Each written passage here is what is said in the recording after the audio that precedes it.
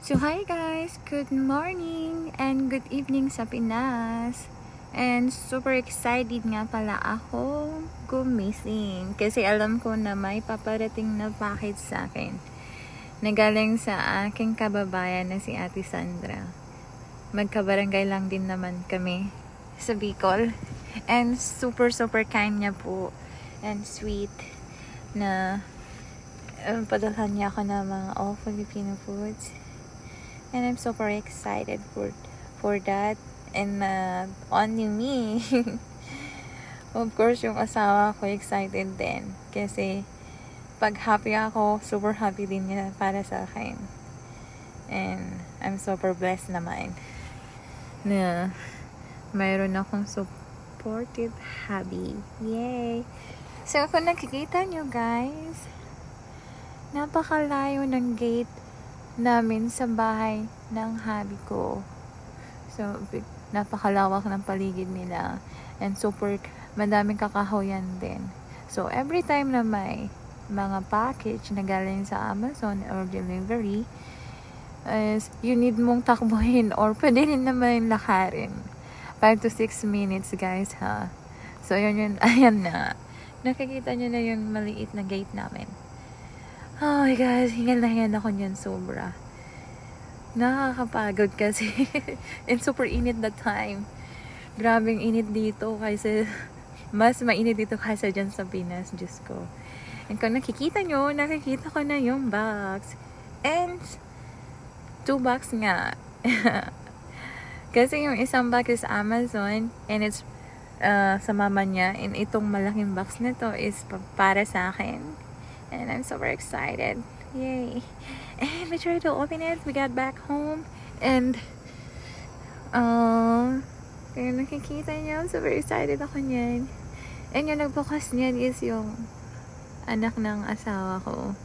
Kasi he's excited also what is inside the box. And yeah. Kasama na sa living room kasi yan. Nandun rin yung mama niya. Yung asawa ko, yung anak niya, tas ako. So, yan may tama rin. He's excited. And tinikman niya rin ng asawa ko yung tama rin at ng anak niya. And they like it naman. I like it.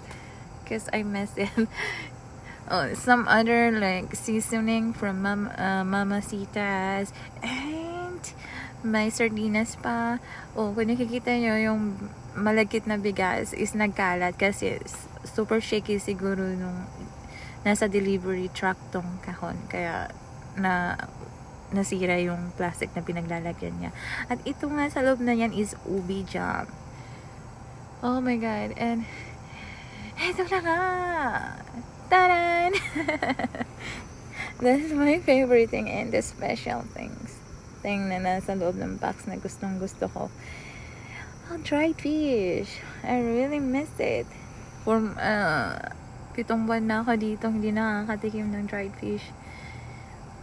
So, sobrang saya talaga na ang dami pa. And may kasama din siyang pusit, dry pusit. Kung nakikita nyo yung isang kamay dyan is yung anak niya ng asawa ko. He is like, really like fish. So, he kept like asking me about that. Ano daw pangalan ng mga isdang to. And kung pwede na daw ba siyang kainin kahit sabi ko naman is hindi pa kailangan pang lutuin. And my husband say that, akala ko pwede na kainin. kasi gusto na nilang matikman. Pero sabi ko, pwedeng magluto.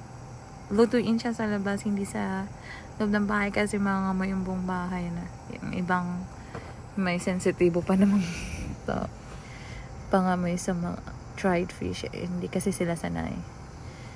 And yung laing. Gustong gusto ko yung laing.